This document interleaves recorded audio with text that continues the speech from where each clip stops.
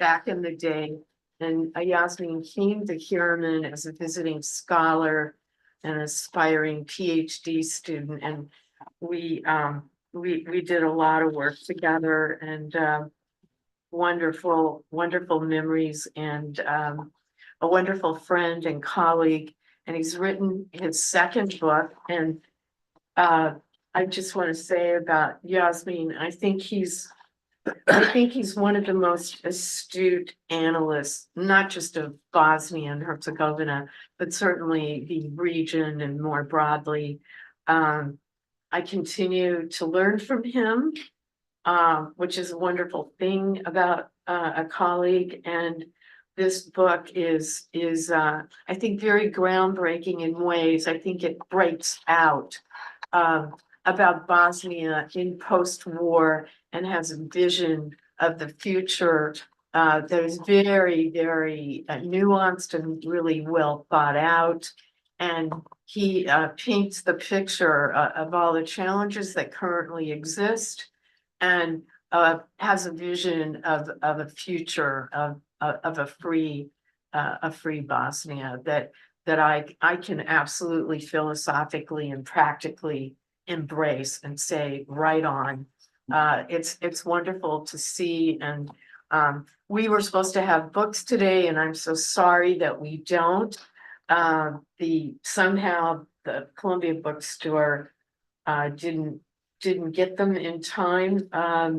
And so we'll have flyers because there's a 40% discount, and we'll have them out so that people can get them and buy the book. And it's really a terrific purchase. The other thing before we proceed, I want to say today in fond memory of a graduate of the Harriman Institute when it was called the Russian Institute. And that's my former boss, Ambassador Robert Berry, who died last week. He was my boss in Bosnia. I was his counsel and also a spokesperson at the OSCE mission. He was really a Cold War ambassador. He negotiated on the START treaty with the Russians. He spared no fools. He was very flinty New Englander. He got sick of Bosnian coffee because you get it every meeting.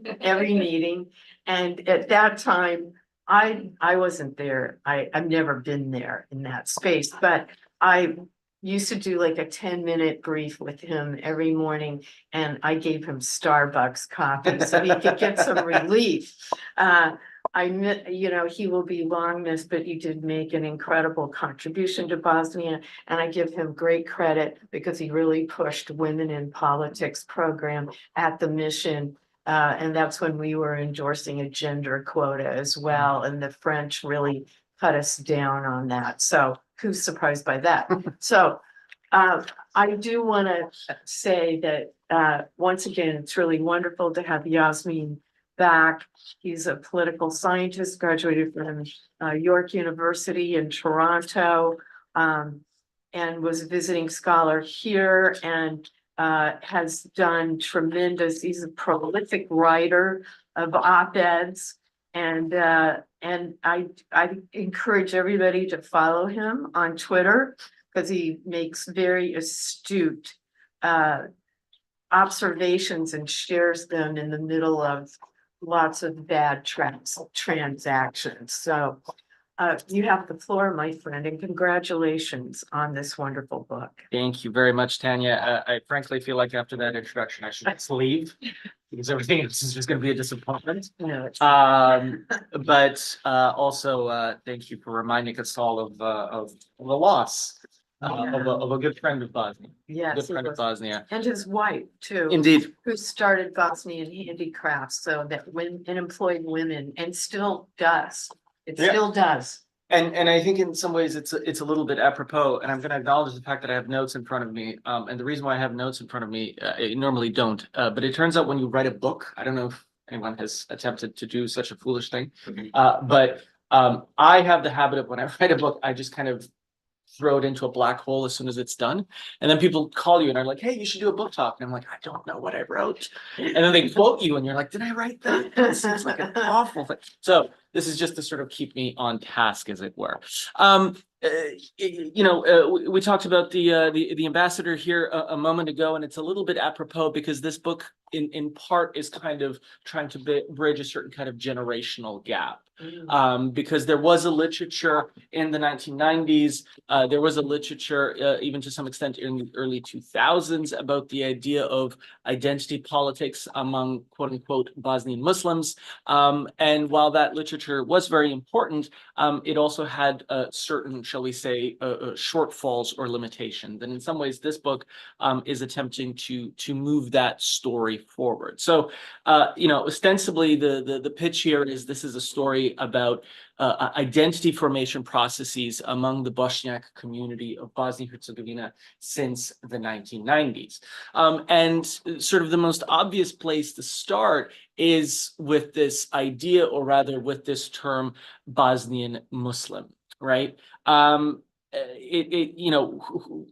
Let's unpack this a little bit, because when you get a standard definition in the literature today and you say, okay, what is a Bosniak, who are the Bosniaks, who are the Bosnian Muslims, etc., the sort of the pithy line is, okay, well, these are the Slavic Muslims of Bosnia and Herzegovina. This is the quickest definition possible. However, anyone who has spent any kind of meaningful time in and around actually existing Bosniaks, both those in Bosnia and in the diaspora, will very quickly encounter the fact that both the kind of the Slavic component of the identity and in fact the Muslim component of the identity are also contested to one extent or another, albeit for slightly different reasons. The Slavic part, because of the political connotations surrounding Slavic identity, or perhaps more accurately, the idea of pan-Slavism, right?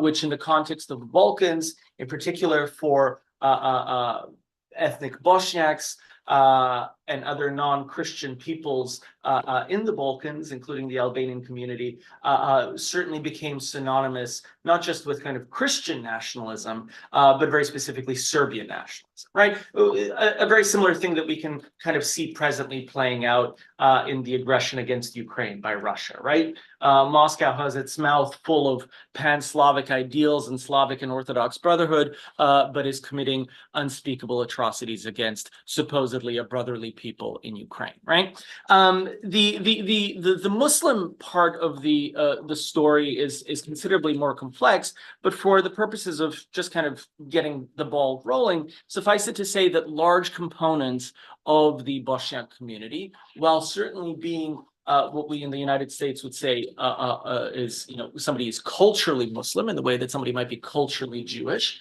right, or culturally Catholic, that is a very, very significant segment of the Bosniak community, and relatively, supposedly, the largest part of the community is self-identifying and practicing Muslim, but also the idea of what actually constitutes practicing Islam in Bosnia and Herzegovina among the Bosniak community is very much open to interpretation, right? So the classic banal example would be simply the consumption of alcohol, right? Like virtually every single self-identifying Muslim and self-identifying practicing Muslim in Bosnia and Herzegovina consumes alcohol. And also, if you go down the route of, for instance, this is not like a ideological political endorsement, but if you consult, for instance, the Cato Institute, they have this report that they've done over the last few years, Freedom in the Muslim World, I believe is the title of it. I'll have the citation in the book. And so according to this report, Bosnia and Herzegovina is the freest Muslim majority country in the world.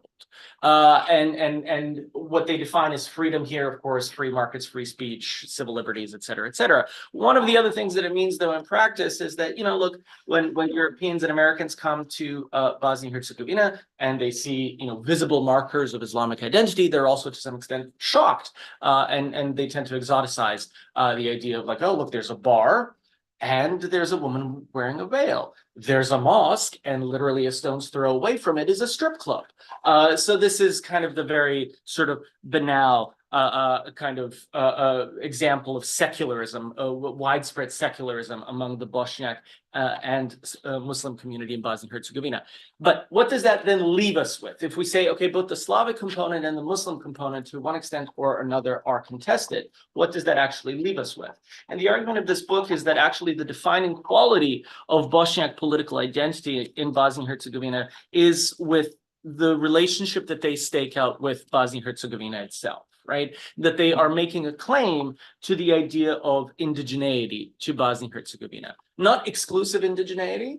So not denying the idea that there are other indigenous peoples of Bosnia and Herzegovina, obviously, most obviously the Bosnian Croat and Bosnian Serb communities, but that for the Bosniaks, Bosnia and Herzegovina is their national homeland. And so I'm going to just read a little excerpt here from the book, which is kind of the definition I offer of what I consider to be the Bosniak community. On sort of, shall we say, on its own discursive terms. And so I write here, the Bosniak nation believes themselves to be indigenous to the historic Bosnian lands.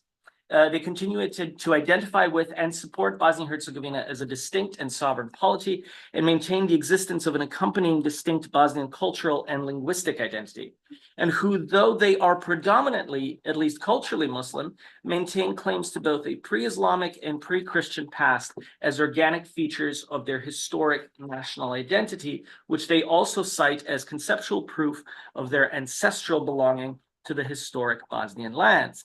The historic Bosnian lands, in turn, refer to the idea that the historic boundaries and borders of Bosnia and Herzegovina have remained remarkably consistent, unlike most neighboring polities, and have thus allowed a distinct Bosnian identity and attachment to Bosnia and Herzegovina to emerge among large segments of the country's population. The primary, though not exclusive, partisans of which today are the Bosniaks. So a slightly longer definition of who the Bosniaks are rather than, Slavic Muslims of Bosnia and Herzegovina. Now, what is the actual sort of political upshot of these claims? And so this is sort of what I want to talk about for the remainder of my time. The first upshot is, shall we say, the name issue, right? Because the adoption or, shall we say, promulgation of the term Bosniak is usually kind of cited to have begun after 1993 in the context of the Bosnian War. And you have among Serb nationalists and Croat nationalists, and I emphasize here the nationalist part, not the ethnic identity part, i.e. to distinguish the nationalist ideological current from the Serb and Croat communities more broadly. But you get a kind of standard telling among Serb and Croat nationalists, which is that, you see, these people used to call themselves Muslims. Now they call themselves Bosniaks. What will they call themselves tomorrow? Sometimes they used to call themselves Yugoslavs. And so you get these kind of very typical reactionary ideas about, these are invented peoples, these are fictitious peoples, et cetera, a frequent talking point that now, again, you're hearing about Ukraine, right?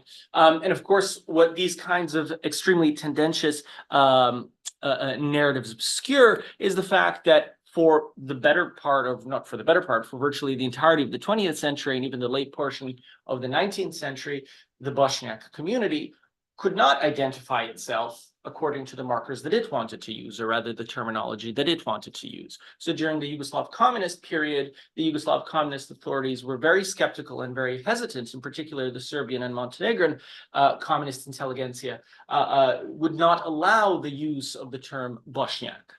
Even though it was initially floated as early as the 1970s and 1960s as the preferred name of this community. And this is ultimately where you get this term Bosnian Muslim, because it was supposedly a compromise solution between what was the preferred option of actual Bosniak communists at the time, which was either Bosnian or Bosniak, and what the sort of hardline Serbian and Montenegrin, shall we say, nationalist inclined communists wanted, which was the idea of Muslim by ethnicity, right? The compromise solution to this eventually became Bosnian Muslim. The obvious absurdity, of course, with the idea of Muslim by ethnicity would be, what happens if someone who's Muslim by ethnicity decides tomorrow to be a Lutheran? Are they a Lutheran Muslim, et cetera, et cetera? All of which is to say is that by the time you get to the 1990s and you're in the context of the Bosnian independence cause and the war, the adoption of the term Bosniak for the Bosniak community itself and for the intelligentsia at the time, which was advocating for this, is not the invention of a new term. It is characterized as the reclamation or the restoration of what is, their preferred, or rather their self-identifying moniker. So that's number one. There is a kind of significant, shall we say, pained history to the terminology. I'm sure if we had somebody here from North Macedonia, we could have a much longer dispute about naming issues, right? Okay, so the second, shall we say, major point to be made about all of this, also kind of riffing off of a frequent, shall we say, talking point among Serb and Croat nationalists, is specifically this idea of indigeneity. And the Serb and Croat nationalist accounts say, well, no, Bosniaks cannot be indigenous to Bosnia and Herzegovina because in their history, there is a fundamental act of betrayal, right? And the fundamental act of betrayal, sometimes even kind of characterized as almost being, a kind of race traitor discourse. This has been observed in the literature. Is this idea that with the Ottoman conquests of the Balkans over the course of the 15th century, the large-scale adoption of Islam by large segments of the Bosnian population, this is seen as a fundamental act of betrayal by Serb and Croat nationalists. Also, keep in mind that the act of betrayal depends on the idea in their discourses that the peoples of medieval Bosnia who adopted Islam in their narratives were actually, quote unquote, Serbs and or Croats. Now, mind you, they can't agree whether they were Serbs and or Croats, but the important thing is they certainly weren't Bosniaks.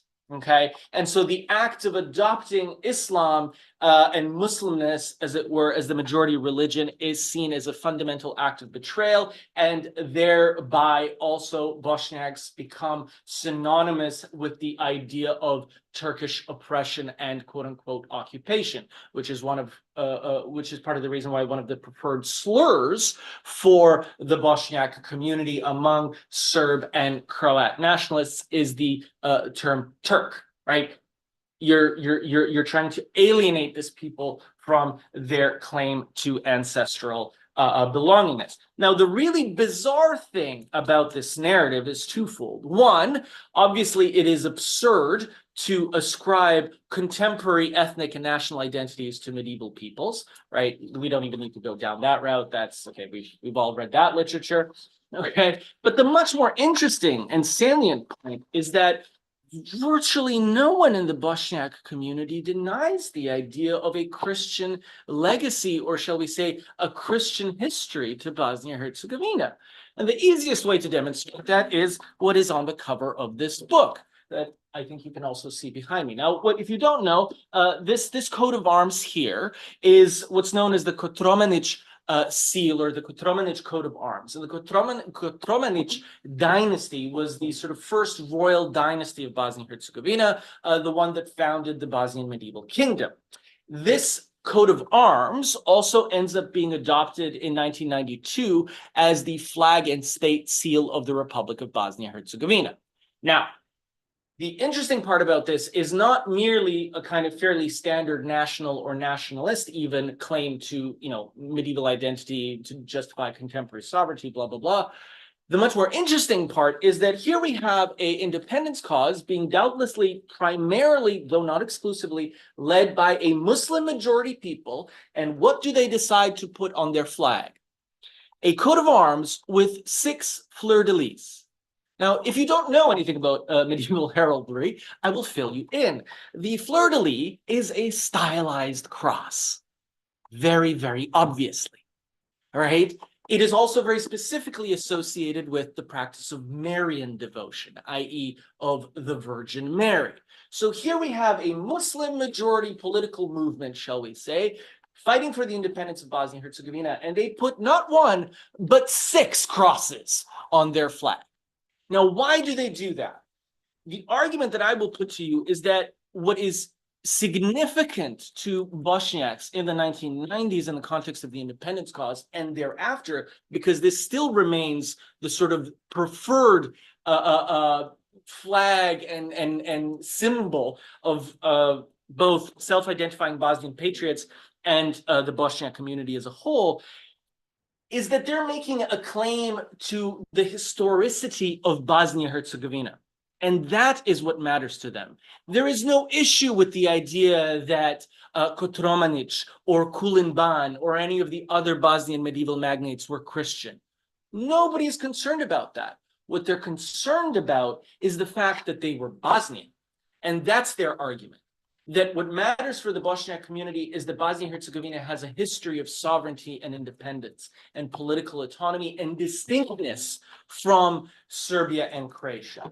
And the counter argument to the Serb and Croat nationalist claim about abandoning their identity supposedly through religious conversion is, especially among contemporary Bosniaks to Croat and Serb nationalists, is to say, wait a minute, you're the ones who've abandoned Bosnia because all you're concerned about is Greater Serbia and Greater Croatia.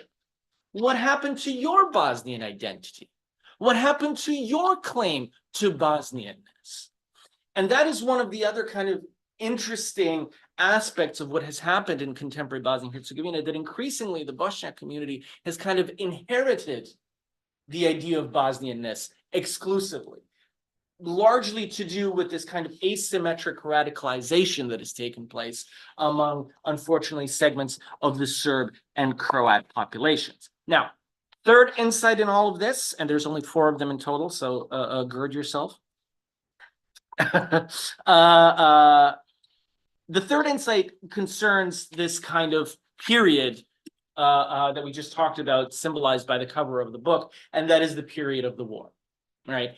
And very specifically, not the war itself, but actually the genocide. Now, in the sort of standard literature, both kind of legal and, shall we say, scholarly, at least the literature that emerged in the 90s and in the 2000s, you have the reference to the genocide in Srebrenica, or the Srebrenica genocide. This refers to the systematic killings of 8,332 boys and men in July of 1995 in the erstwhile UN safe zone of Srebrenica, which was handed over by the Dutch Bat Battalion to Ratko Mladić's Serb nationalist forces, at which point they expelled the entire female population and murdered essentially the entire male population after about 4 years of siege and starvation. Now, the ICTY, the International Criminal Tribunal for the former Yugoslavia, says in Srebrenica we have clear evidence of genocidal execution, genocidal intent. We find that this is genocide. Okay, fine. Here's the problem. How is it that identical crimes committed by identical perpetrators at exactly the same time during the context of the same conflict for the same political end are not genocidal, right? How is it that the events in Srebrenica are genocidal, but the killings in Žepa, Zvornik, Bijeljina, Prijedor, Banja Luka, Brčko, et cetera, are not, right? So you've now seen a turn within, I would say, the Bosnian scholarly community and the Bosniak scholarly community, both in the diaspora and in Bosnia-Herzegovina itself, but also increasingly among sort of the Western Academy, not denying the fact that obviously a genocide did take place in Srebrenica, but expanding the conceptual understanding of what took place in Bosnia during the 1990s and referring to it as the Bosnian genocide or the genocide in Bosnia, or the slightly more problematic and I would say not preferred term of the genocide against the Bosniaks. And I say not preferred because there was also Croats who were targeted and killed and murdered by the Serb nationalist forces, and also very importantly, other Serbs who did not side with the Serb nationalist forces in the 1990s. Because again, the argument here is we have to understand the totality of Milošević's aggression against Bosnia and Herzegovina in the 1990s as having been fundamentally genocidal intent and genocidal in execution. And thus, in sort of pragmatic political terms, when we think about the what is today known as the Republika Srpska entity, that this project was tutto completo from beginning to end genocide. All right. Now, the salience of this point for the Bosniak community today is that it is creating a comprehensive narrative of the experience of what took place in the 1990s. If you know anything about the war in the 90s in Bosnia, and Tanya can speak to this because she was on the ground very shortly thereafter, it was an intensely localized conflict, right? So the experiences of people in Doboj versus people in Sarajevo versus people in Žepa versus people in Banja Luka versus people in Stolac or Mostar were very, very different. And for the Bosniak community, who were far and away the largest victims, not just of the Bosnian War, but the Yugoslav wars in their entirety, right? I remind you that in the total, the total death toll of the Yugoslav war, so all the wars of the Yugoslav dissolution, are somewhere between 140 to 150,000, right? Of those, 100,000 are killed in Bosnia and Herzegovina alone. And of those, something like 80% are Bosniaks. All right, so you would actually have to, for instance, combine the total death toll of the Croatian War and the war in Kosovo, and you would still not equal the number of Bosniaks killed in Bosnia and Herzegovina. All right, so there's an asymmetry to the violence that is really extraordinary. And so the reason why the terminology of the Bosnian genocide and the concept of the Bosnian genocide has become so important is because it is bringing in kind of, shall we say, normative and political communication survivors of the siege of Sarajevo, Srebrenica, Bijeljina, Stolac, and saying that there was a shared singular experience defined by belonging to this community and being targeted as a result of belonging to that community. And the final point, and the final sort of upshot of all of this, is also something that very much follows from this discourse of the Bosnian genocide. And this goes back to, again, something that Tanya knows a great deal about, the signing of the Dayton Peace Agreement, right? So the Dayton Peace Agreement is, to this day, sort of the framing document of Bosnia and Herzegovina's contemporary statehood. And the reason for that is Annex 4 of the DPA, to this day, still serves as the Constitution of Bosnia and Herzegovina. And I'm actually not going to go into the fact that this is arguably the most complex constitutional regime in the world, that virtually every single office and sort of administrative unit in the country, as a result of Annex 4, is staffed exclusively according to ethnicity and sectarian identity. It is Byzantine, it is complex, it has resisted all efforts to date at reform. Okay, let's just accept that. The more sort of salient part of the story for the purposes of this book is what was the experience of the Bosniak community of the DPA. In 1995, the signing of the Dayton Peace Agreement is largely welcomed by the Bosniak community because it is seen as an end to the killing and to the violence. But it also does something else, which is that it preserves the international character of Bosnia and Herzegovina as a sovereign state, right? And that preservation is very, very important, because the very beginning of the Bosnian Constitution, and indeed the DPA, stresses this legal political continuity between the Republic of Bosnia and Herzegovina and Bosnia and Herzegovina after 1995, and therewith also the legal character of Bosnia preceding 1992, i.e. Into the communist period, right? So this idea of continuity and sovereignty is extremely important to the Bosniak community, because again, Bosnia is identified as their national homeland.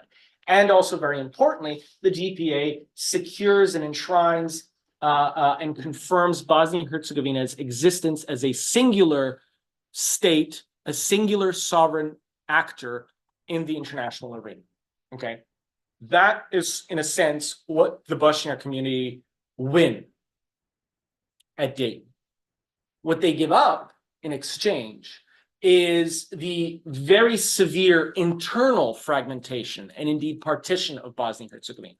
So Bosnia survives as a single international subject, but internally it is divided and subdivided along ethnic lines. Now, in 1995, that is a compromise that the Bosniak community and its political representatives are willing to take.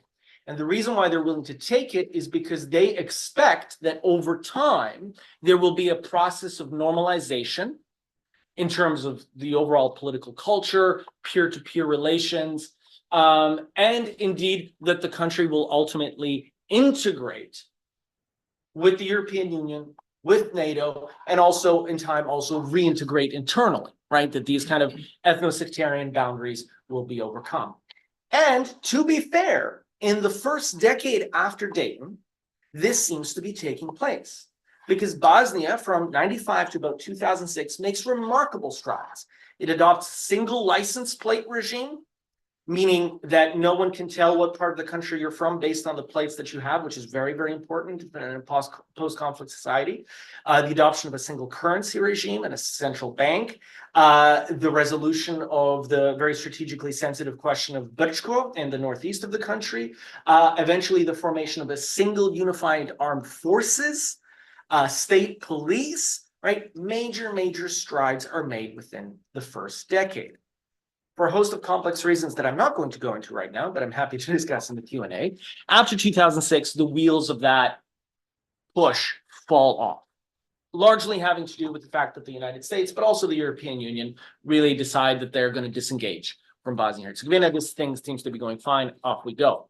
It is after 2006 that you then see a very pronounced kind of re-radicalization among segments of the ethnic Serb and ethnic Croat political representative communities, politicians and leaders. And the sort of classic example of this is Milorad Dodik, the still kind of de facto Bosnian Serb leader, although that's a very problematic term. He's the president of the RS entity. Milorad Dodik emerges initially as a political figure in the late 1990s in Bosnia. He's seen as a kind of opposition figure. He's highly critical of Karadzic. He's highly critical of Mladic. He's highly critical of Milošević. He goes on national television in Bosnia and says a genocide took place in Srebrenica.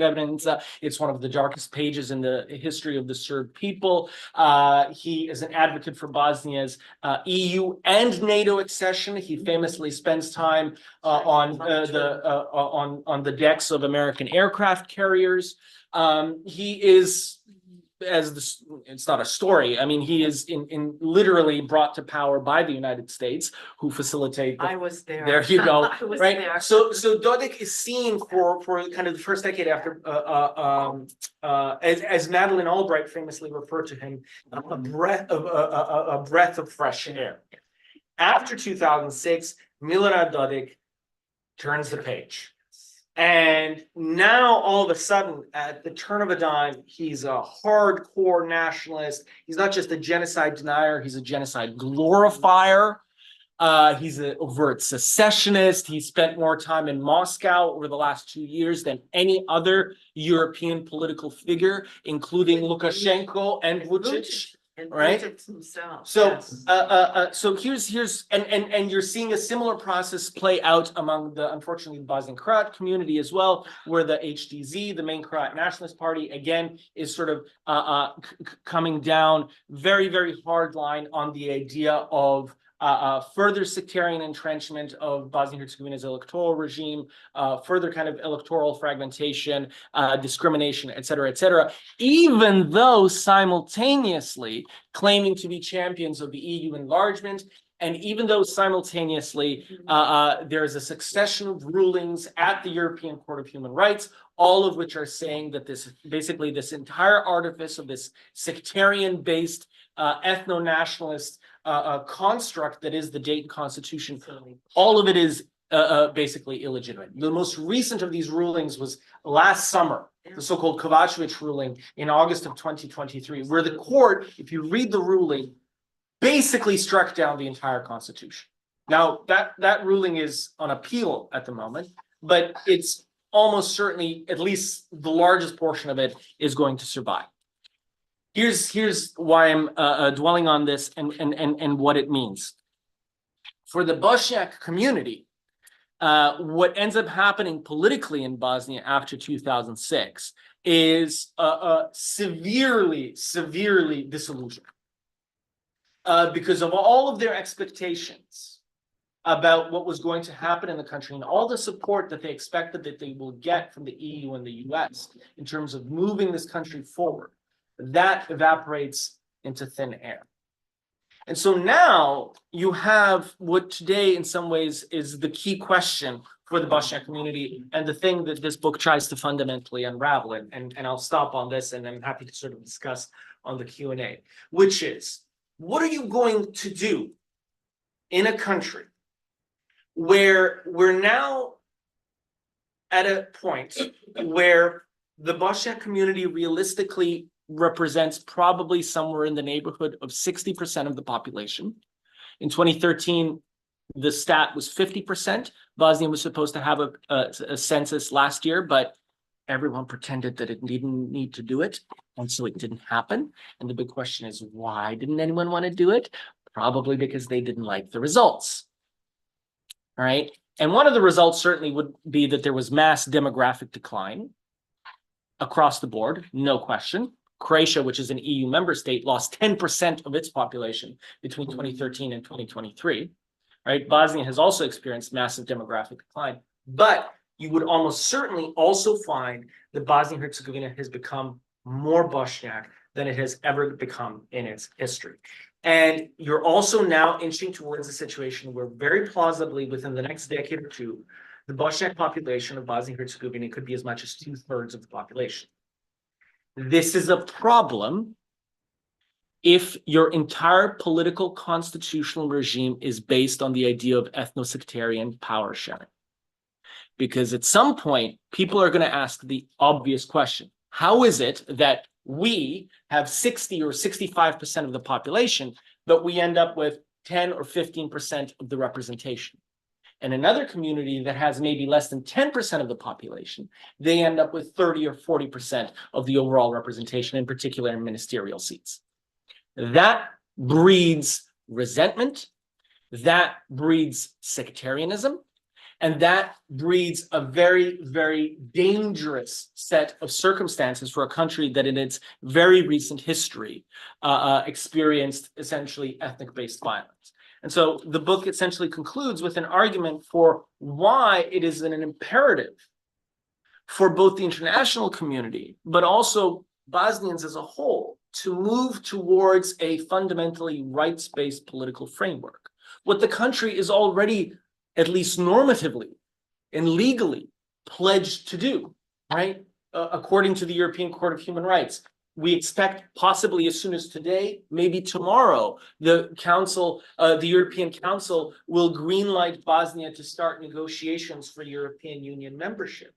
Part of that process is constitutional reform in line with the EU acquis. And guess what? You can't be a member of the European Union if you have segregated schools. You can't be a member of the European Union if you say to members of the Bosnian Jewish community or the members of the Bosnian Romani community, guess what? You can't serve on the presidency, or you can't be in the upper chamber because you're not one of the so-called constituent peoples, Bosniak, Serbs, and Croats, a term that is absolutely pivotal and central in Bosnian constitutional practice, but isn't even defined. It's this magical floating signifier of these special peoples that have special privileges and powers, except nobody defines what they are. And so then you go to the ECHR as a member of the Bosnian Jewish community and the Bosnian Romani community, and you're like, hey, this is patently discriminatory. And the court comes back in approximately 7 minutes and says, yep. Right? So this is the great, great contradiction. All of the legal political weight is on the side of liberalization and democratization of Bosnia and Herzegovina. Unfortunately, because of the constitutional and political structures of the state, all of the real political power is in the hands of not just the sectarian element, but disproportionately in the kind of anti-Bosnian camp, those who literally want to dismantle the state, people like Milorad Dodik and people like Dragan Šović. This cannot persist.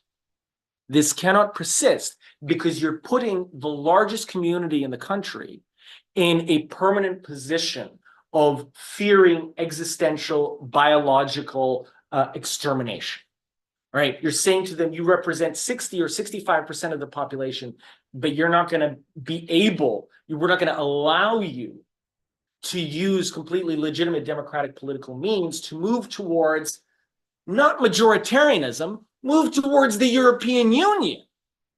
This is a completely incomprehensible position by both the EU and the US. And just to kind of put a fine point on it at the very, very end, you had a gentleman by the name of Gabriel Escobar, who's the US regional envoy for the Western Balkans, right? So he kind of covers the whole region. And so he's a little bit in Kosovo, he's a little bit in Montenegro, he's a little bit in Bosnia, and wherever he goes, scandal follows.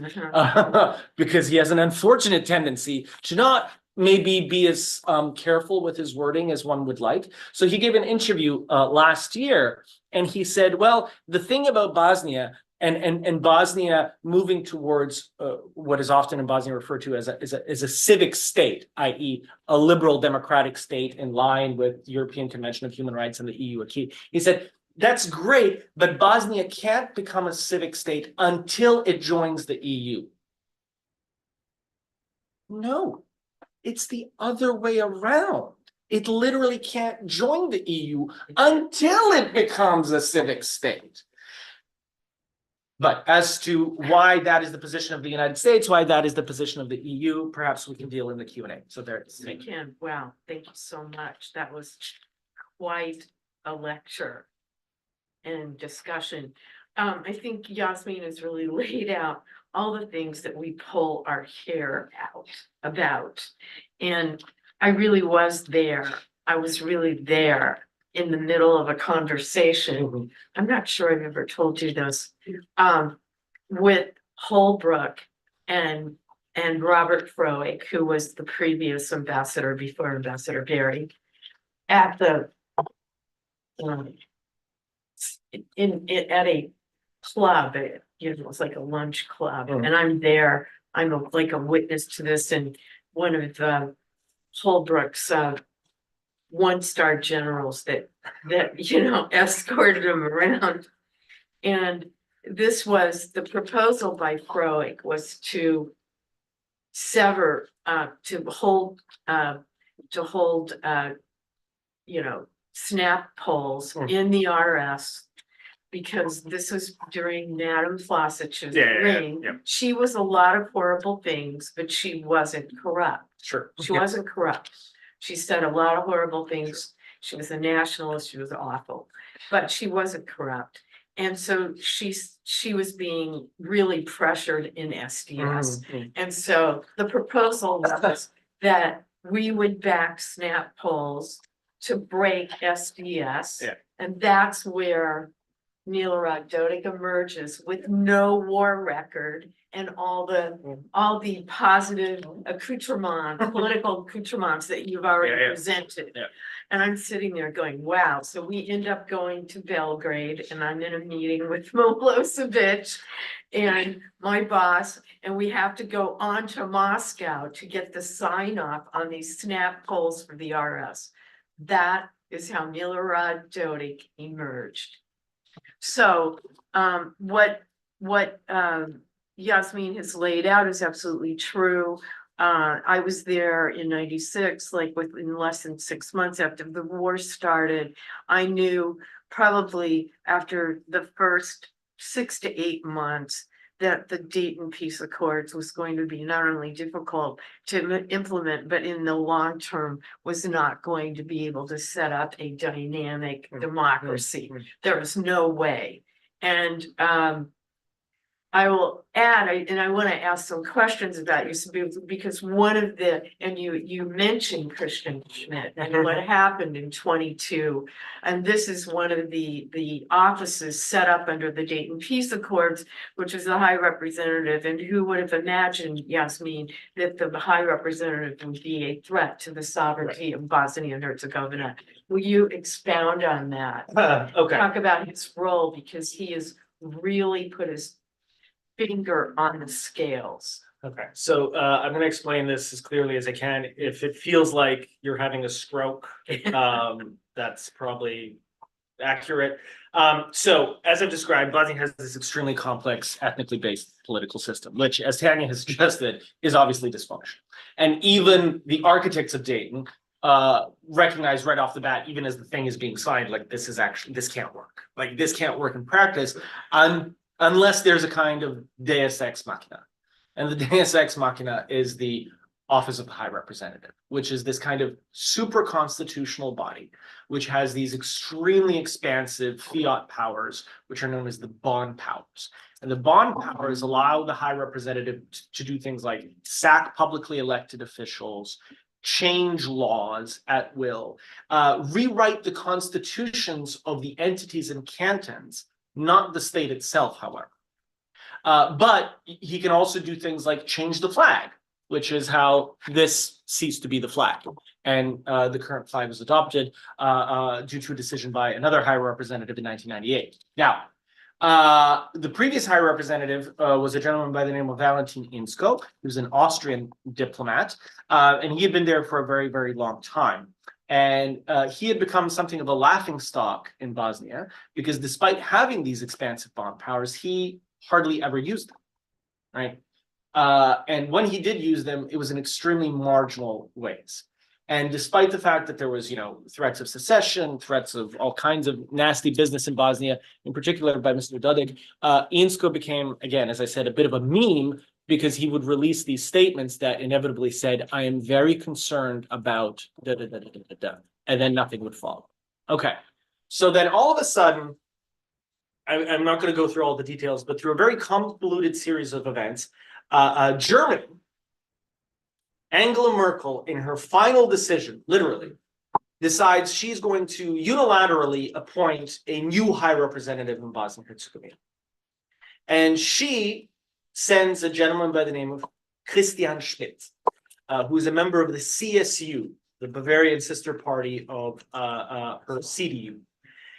And Christian Schmidt arrives on the job, and it's from day one that Bosnian media and observers start to really worry about the fact that this man seems to have inordinately close ties to the government of Croatia, and in particular, the ruling Croat nationalist HDZ in Croatia, but also their sister party in Bosnia and Herzegovina. There's an outstanding case in front of the Bosnian Constitutional Court at the time, something called the Ljubic decision, which I'm not going to go into all the details, but essentially concerns the manner in which delegates are appointed in the upper chamber of the federation entity's legislature. Again, stroke. Mr. Schmidt says he is going to unilaterally amend the constitution of the federation entity unless the parliament of the federation entity does so itself. What becomes very obvious very quickly after him saying this is that Mr. Schmidt has already made a deal with the Croat nationalist HDZ about imposing a new electoral law and a new amendment to the constitution of the federation entity. And of course, they're no longer interested in any kind of negotiations through the parliamentary process. Once this becomes clear, for the first time ever, you have mass protests against the OHR in Sarajevo in July of 2022. Something like 10,000 people come out to the streets. Schmidt gets spooked. He comes out and gives a very angry press conference and says, fine, basically fine, whatever. But unless these amendments are made, I will impose these changes. So I'm giving the parliament of the federation entity another chance. The problem is, in July of 2022, the Bosnian election campaign is already underway. And as we know, according to democratic practice in most established democracies, you cannot change a country's or a region's electoral system or its constitution in the middle of an electoral campaign. As a matter of fact, the Venice Commission would have disapproved it. Exactly. That's why they didn't go to the Venice Commission. October 2nd, 2022 rolls around, election day. The polls close. I'm sitting in Sarajevo, and about 15 minutes after the polls close, I'm sitting with a bunch of journalists, and everyone's phone starts vibrating. Christian Schmidt has used his bond powers to amend the electoral law of the federation entity and the constitution 15 minutes after the polls have closed. By doing so, he's changing the way in which votes that have already been cast will be tabulated. He's changing the outcome of the election, claiming to be unlocking the process of government formation in the federation entity, making it more efficient. We start reading what he's actually done, and immediately it becomes obvious, no, he hasn't. In fact, he has further centered the sectarian component of the electoral code and the constitution, and very clearly and obviously in favor of the Croat nationalist HDZ.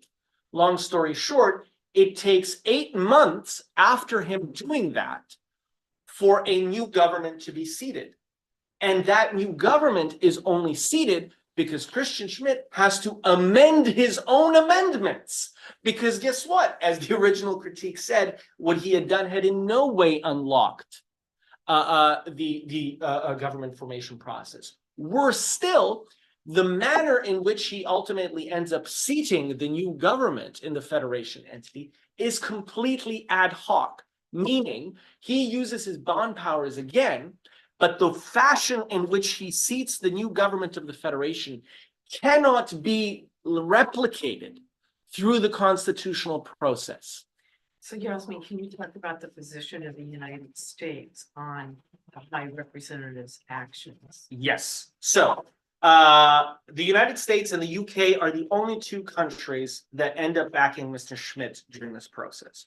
All the Europeans are against it in some shape, way, or form. And the European Union, the night of the elections, after Schmidt does what he does, releases a very curt statement that simply reads, "We take note of the High Representative's decision," which in diplomatic speak is like, right? So that was, that was bad. Now, why does the United States support Mr. Schmidt? It becomes very clear that this largely is an American-Croatian deal. Yep.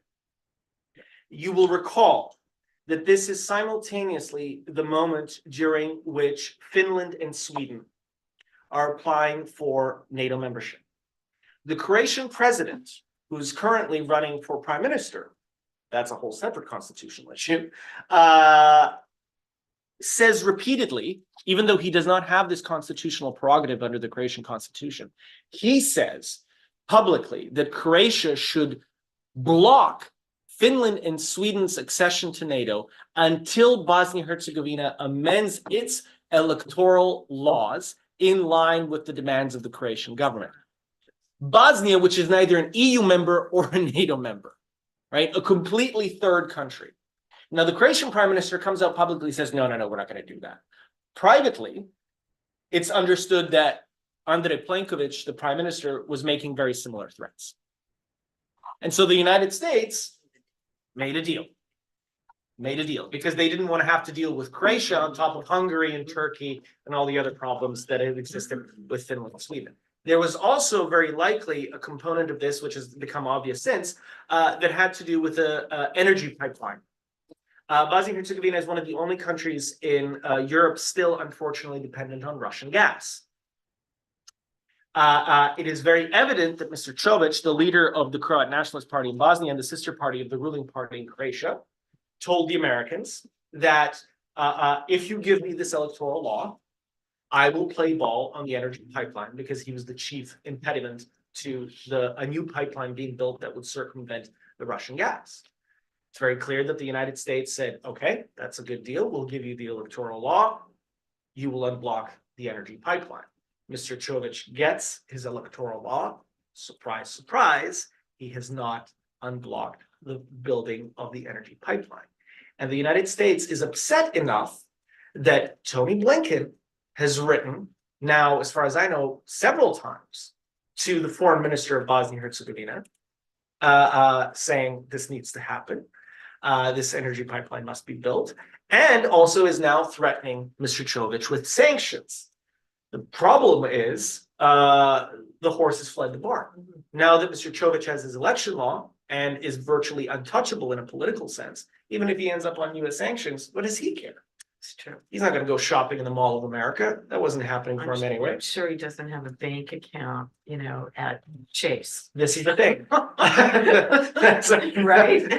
I mean, exactly. Just stay out of American banks. So, just another classic example of the United States, unfortunately, delivering for sectarian hardliners and accepting in return, basically, IOUs.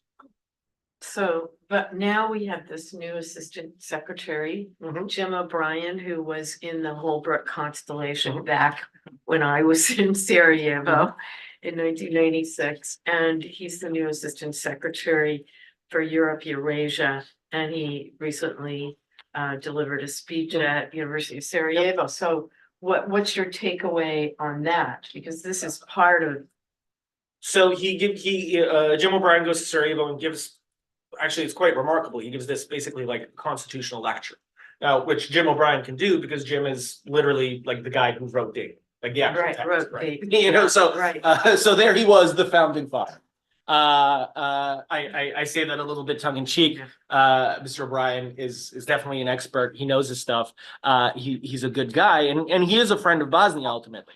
The problem is one person doesn't make policy, right? And whatever Mr. O'Brien's best intentions are, it's very clear that the actual policy priorities of the administration are completely out of whack with reality on the ground in Bosnia. So yes, it is positive that somebody like Jim O'Brien is there. But again, as we see at this very moment, I mean, we had the surreal story today that in Kosovo. So in Kosovo, we now have a situation where the US ambassador in Kosovo is publicly rebuking the US ambassador in Serbia. They're arguing through local newspapers. Why? Because Christopher Hill, the US ambassador in Belgrade, another old Balkan hand, Holbrooke constellation. exactly, I mean, I'll be very blunt. I have never in my life seen an ambassador behave in this fashion. I agree. In any country. I agree. Christopher Hill sounds like he is a spokesperson for the Serbian government. I totally agree. And he gave this interview the other day in which he said that Serbia was closer to NATO than Kosovo. Serbia, which is one of the closest allies of Russia and China, not just in Europe, in the world, where 70% of the Serbian population supports Russia's aggression against Ukraine, systematically denies, I mean, every aspect of the Yugoslav dissolution. I'm not going to go through all the different atrocities, right? Threatens the territorial integrity of Bosnia, threatens the sovereignty of Montenegro, threatens the sovereignty of Kosovo. Chris Hill goes out and says, Serbia is closer to NATO than Kosovo. And of course, then the Kosovo president, Vlora Osmani, comes out and basically says, this is. So who's home in Washington? This is crazy. This is really crazy. And Christopher Hill, if somebody would have told me that in 1996, that Christopher Hill would be who he is today, I would have been shocked. Because he was considered like a mini Holbrooke at the time. He was the tough guy in Macedonia that didn't go to war. Or that Joe Right. Biden, who in the 1990s is doubtlessly one of the great friends of Bosnia. I mean, he's part of the so-called Bosnian Hawks camp, That's true. who is lambasting Clinton for his refusal Failure to act. act. Yeah. He is instrumental in the congressional passing of a bill, of a law to unilaterally lift the UN arms embargo, That's right. which Clinton vetoes even after Srebrenica. So when Biden was elected in the United States, you literally had people celebrating in the streets of Sarajevo because the expectation was like, this is our dude. That's right. This is Senator Joe Biden, who we know and love, as it were. Yes, and I publicly said we expect good things from the Yeah, Biden I mean, administration. likewise. And then, of course, I course corrected and say we're all really disappointed, more than disappointed. But the fact is, why isn't O'Brien pulling Christopher Hill? Obviously, he doesn't oppose him. I think, to be honest with you, it's realpolitik. I mean, keep in mind that Montenegro, we don't have an ambassador in Montenegro. That's right. Because we just can't get people through the Senate at this point, right? Right So now, the last thing I think that this administration wants to do Wants is to pull an ambassador, even if he is off the line. So where does this situation, and this will be the last question I ask you, and then we'll open it up, is that where does this situation, as where we sit with Christian Schmidt and Christopher Hill and with UK seeming much more engaged now on the region, and actually people in Kosovo feel like they're better than the United States and Yeah. working with them. Yep. You know, leaving the EU has kind of freed up the Sure. UK to Sure. do Yeah, what it yeah, really yeah. wanted to do. But in this situation, in the aftermath of Schmidt's actions, that the Bosniaks, Yeah. the majority of the population internalized politically by the High Representative, by manipulating the electoral code. Sure. And the fact is that the EU institutions haven't acted properly to help Bosnia strike this discrimination in its constitution. Where does this situation go? How can it move forward towards your aspirations as you have laid out for Bosnia? I mean, I think there's two things that need to happen. And this is perhaps going to be a somewhat unsatisfying answer, but I think it's the only realistic answer. The first part of the equation is, or rather, there's two parts of the equation. There's an international and there's a domestic. The international part is that, given the nature of the international system and given the threats facing the international community, including in this country, with the elections that we have coming up, right? I think we have to be sober about what it means even to have an international community. We can no longer think of, the US, the UK, France, but we need to build essentially coalitions of the willing and coalitions of the liberal and the democratic, which may involve individuals and actors within states, right? So for instance, the UK in this example, the UK went from being extremely constructive on Bosnia to being extremely unconstructive on Bosnia in a very short order. But you have people, for instance, like Alicia Kearns, who is the chairwoman of the Foreign Relations Committee of the UK Parliament, who is an absolute champion of a sensible, liberal, realistic reform and policy towards the region, not just Bosnia, but Kosovo, on Montenegro. She And stands out. She has been lambasting her own government. Yeah. And so those are the kinds of people that you need to bring into coalition. And she has been doing that. She's been showing an example of how you do that, because she's been doing a succession of these kind of letters and reprimands where she has reached out to other chair people of other foreign relations committees in other European states. Yeah. And especially in Kosovo. And that's an example of what needs to be done. So you need to build coalitions of the willing who really are democratically, liberally inclined, Atlanticists, and move the ball forward to the back, especially to check these internal spoilers. We haven't talked a lot about Hungary, we've talked a bit about Croatia, but there's a whole cohort of internal spoilers. So everyone here should read Jasmin's essay at New Lines Institute on the actors on the borders, the Croats, the Hungarians, and how subversive and pernicious they have been in the region and continue to be. But the domestic component is, arguably the most important one. And I will give Dragan Čović credit where credit is due. I heard him talk about the fact once. He said, the first time I came to the internationals, as he calls them, the first time I came to the internationals and I started talking to them about electoral reform, as he understands it, said they laughed me out of the room. I showed up the next day and they laughed at me again. And I showed up the day after that and they kept laughing. And I kept showing up to those rooms day after day after day after day. And then eventually they stopped laughing and they started listening. And after they heard enough from me, then we started talking. And when we started talking, we started negotiating. And at the end of the day, he got his damn electoral law. Now, it's not liberal, it's not democratic, and it's discriminatory. But there is something to be admired in his tenacity. And what we need are people who are as committed to genuine democratization and liberalization in Bosnia, both in the international community and Bosnia itself, to have that kind of sustained engagement on these issues. Hopefully this book will help that. But there's no remedy other than work. Yeah, more work. Okay. Yes, when we call on you, could you please tell us what your affiliation is with here? I'll go to you first. Thanks. My name is Eli Allen. I'm a master's student here at the Harriman Institute. I've heard about you, Eli. The reputation good. precedes you. It's all good. Sorry, just want to say it's all good. I heard. Thank you.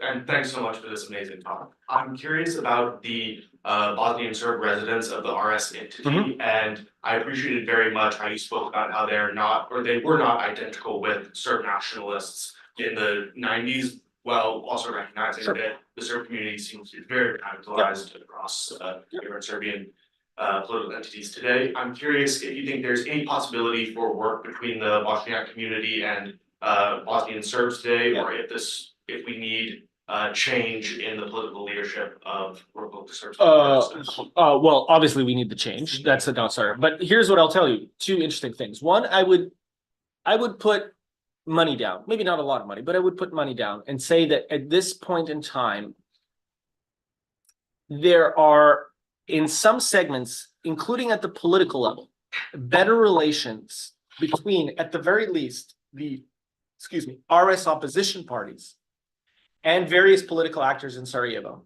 than there are between various political actors in Sarajevo and the HTZ.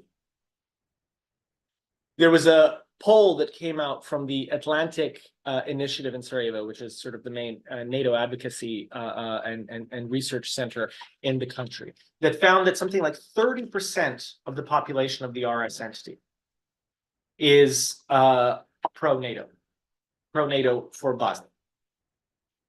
There's coalitions of the willing even among citizens to be made there. What is necessary, and one of the big flaws that shall we say, self-identifying Bosnian political actors and the Bosniak community have made, is that they have ceded the field to Dodik in the RS. You need political infrastructure, you need party infrastructure in the RS, and you need to be prepared to just get your butt handed to you for a couple electoral cycles until you build up that goodwill. But if you're going to be a party like the SDP, or even a party like the SDA, or Naša Stranka, or whoever, it doesn't matter. The DF, you need to have representation in the RS. You cannot say that that is an electorate you are not going to pursue. And that counts as well for, Croat majority areas of Bosnia. You need to have a dialogue with those people. Even if you think they're categorically wrong, right? Even if you think that the majority of their opinions are categorically wrong, fine. But then engage them in dialogue. It's going to be ugly, it's going to be messy, it's going to be slow. It should have happened 20 years ago, but here we are. It's better that it happened tomorrow than the day after that. That's what I would say. Yes. Hi, my name is Bobby Ira. I'm a junior undergraduate here in the School of General Studies in the Bolivia program at Expo. I'm a history major. I think about kind of 19th century Southern Europe. And so my question was perhaps more interested in the definition that you provided of Bosnian nationalism. Specifically the claim to historicity of the nation and the country of Bosnia. How does that, I'm curious, kind of two parts to this. One, both under the communists and prior, Bosnia was conceived by the greater powers to be this sort of multi-ethnic place. And so how does this claim to historicity, and to what extent does it integrate the fact that it is a multicultural place? And then second, would that sort of, is that shift to the extent that there would be a shift necessary, is that shift necessary to move towards the sort of transatlantic future and integration? It's a good question.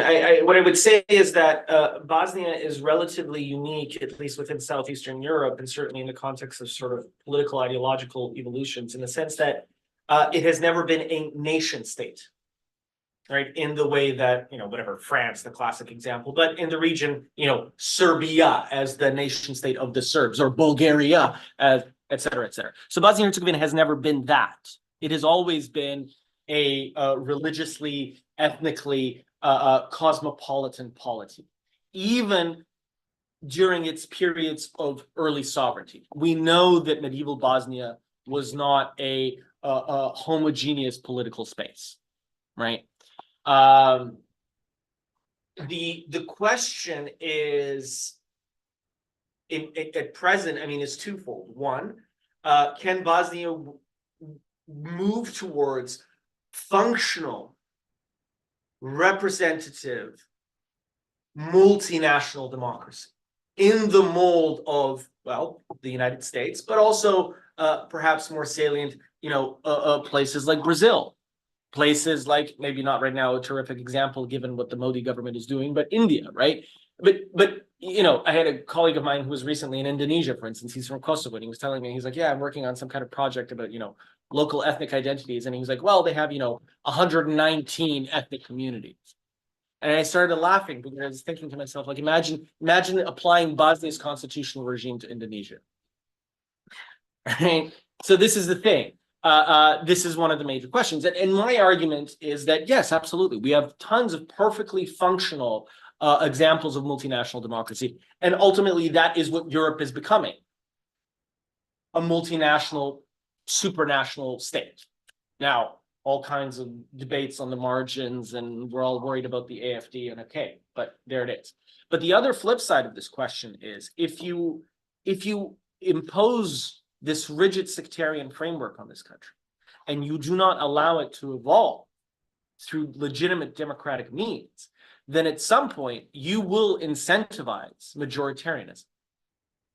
And right now, the Bosniak community is frequently accused, in particular by Croat nationalists, of majoritarianism.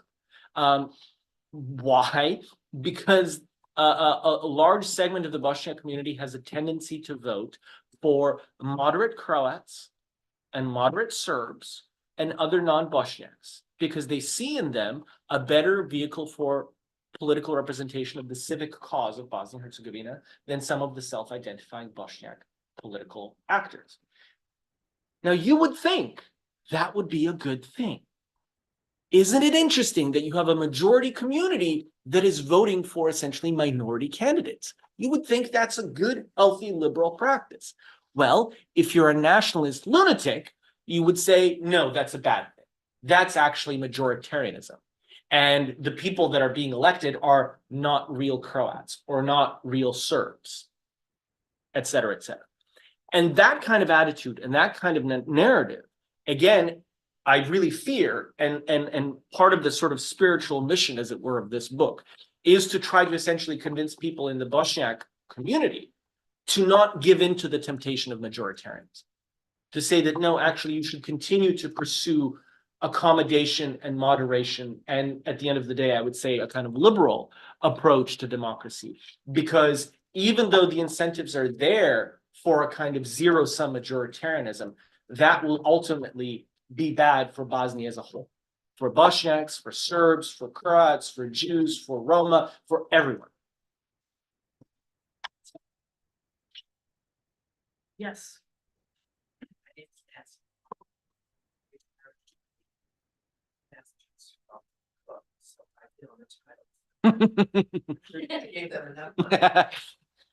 Here. When I was the age of people in this room, I had a very different perspective on the world. Now, I'm older and old. You never said a word about money. I want to know who's getting it and who's giving it, because I am so convinced that politics worldwide is filthy dirty.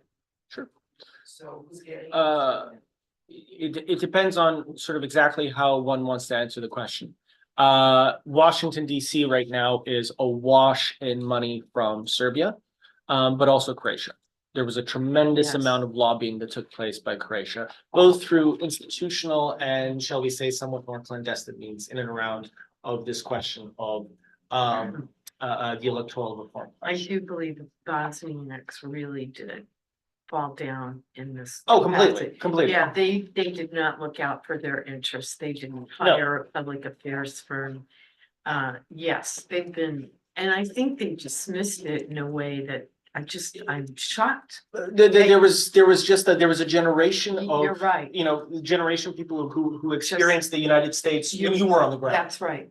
That's right. And they thought that would carry them forward. Exactly. And they thought, hey, we've got Tanya. I mean, I don't even mean that as a joke, but literally, like, there was a generation of people who were seen to be friends of Bosnia. It's true. Including like people like Biden. I mean, Biden, here's a factoid for you. When Biden finishes his term as vice president, his first public appearance, his first public appearance after Was it Belgrade, 2016. wasn't it? No, No. it's in Washington, DC, Oh. and he gives a speech to the what was used to be called the Bosnian American Advocacy Oh, Center. that's right. That's right. I'm sorry. And Right. he declines a speaking fee. And so people are like, wow, this is a major, with everything that's going on in the US, this is one of his first public appearances. I should say one of, I was told it was the first. Okay. So you're thinking, wow, there's a guy who really cares passionately about Bosnia. And so when he gets elected in 2020, there it goes. Well, this is the thing. In the actually existing world, money talks, and we know the rest of the phrase.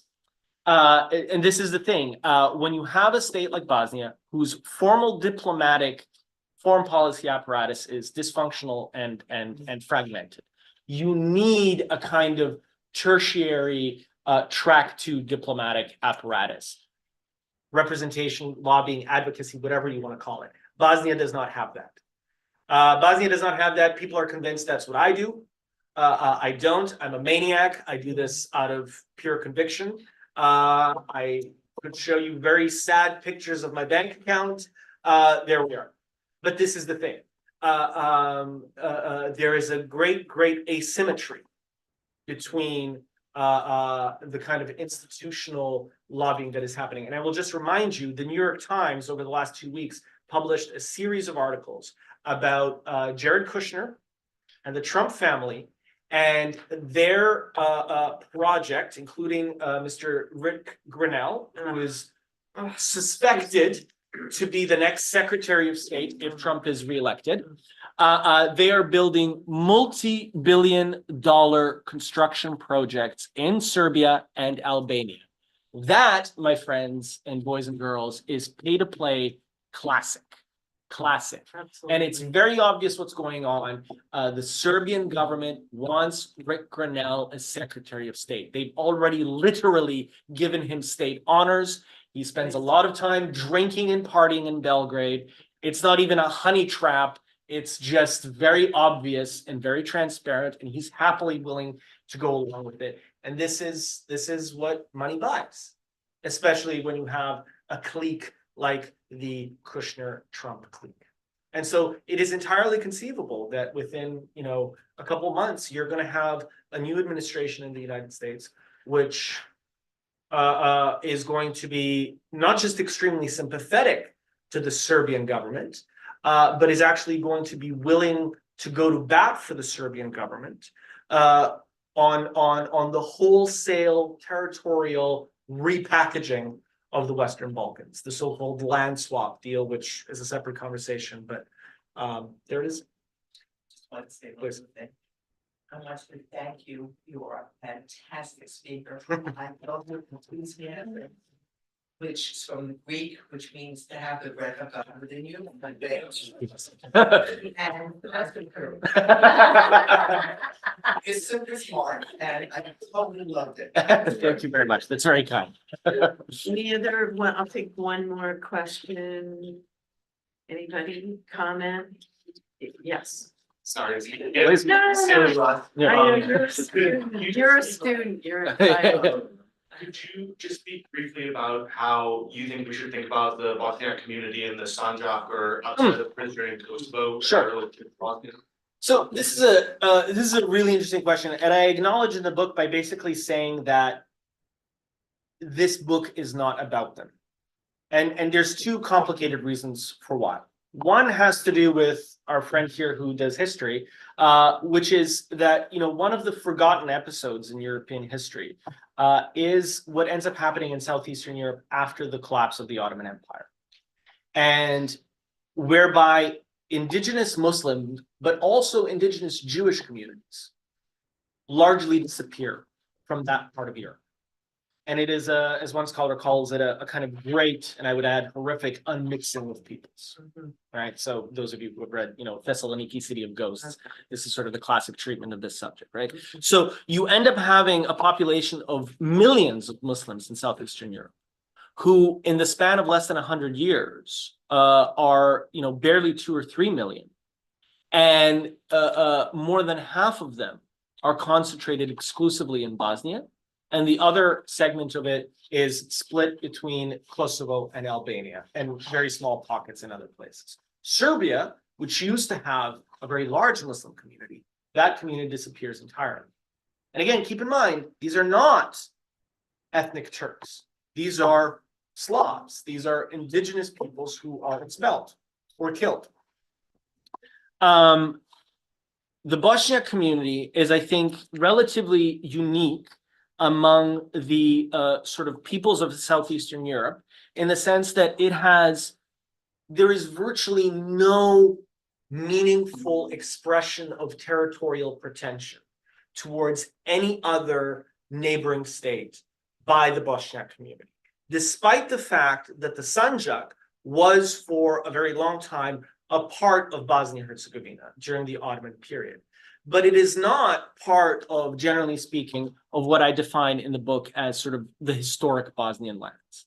By which I mean that literally when you look at a map of Bosnia from like the 13th or 14th century and you compare it to a contemporary map of Bosnia, it's identical. You can say that about virtually no other state in the region, with the possible exception of Montenegro to some extent or another.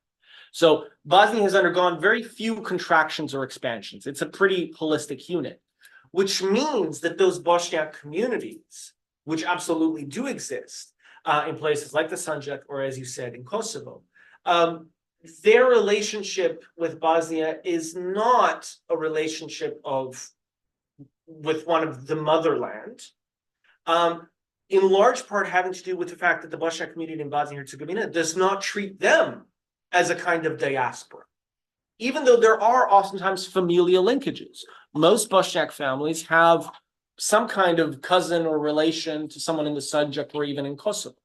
But it's simply not that kind of social political ambiance. Now, that's not to say that that might not change. You know, national identities are fluid. Maybe at some point, a kind of more classic nationalist movement will emerge among the Bosniaks, will say, give us back. Give us back the Sanjak. I certainly hope it doesn't. And I make the argument that that would be completely illogical. But at present, it's not a meaningful political phenomenon. And also, I will just add as a final point, partly because, again, in this sense, Kosovo is further away than the Sanjak for all kinds of very problematic reasons. I mean, I've felt very strongly over the last few years, and I've tried very much to acknowledge, I think, the very significant historical blindness and illiteracy of Bosnians and Bosniaks in particular towards the suffering of the Albanian community of Kosovo during the Yugoslav period. I mean, as I was saying recently in Sarajevo at a conference, 1981, when Albanian students were being brutalized in Kosovo by the Yugoslav police, that should have been a warning sign to everyone in Bosnia, including my parents' generation, who, I mean, I love my parents, but that was just not the milieu. Albanians were very much treated as a foreign element, as a kind of alien people, and like, what do we have in common with them? Blah, blah, blah, blah, blah. And that was a great historical mistake. And it's part of the reason why, very understandably, some Albanians in Kosovo to this day have a lot of resentment towards Bosniaks in particular for that historical blindness. I'm trying to bring those communities in conversation, but I'm very sympathetic, as it were, and understanding of that resentment.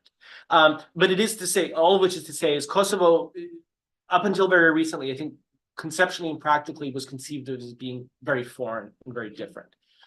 With the Sanjak, the issue was that a lot of people from the Sanjak, actually, there's been a long time generational migration into Bosnia. And so that kind of, shall we say, territorial pretension has also been unnecessary, because people from the Sanjak have been moving to Bosnia for the better part of the last 50, 60, 70 years. Right.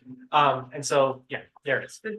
Kudos to the Kosovars. Their deputy prime minister is a Bosniak. Oh, yeah, no. I mean, it's just really awesome. Yeah. So, well, Jasmin, you delivered as I anticipated you would. I want to thank you again. It's wonderful to have you back, and congratulations.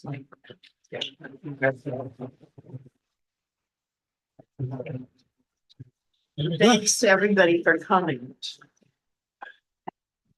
If your waiter says.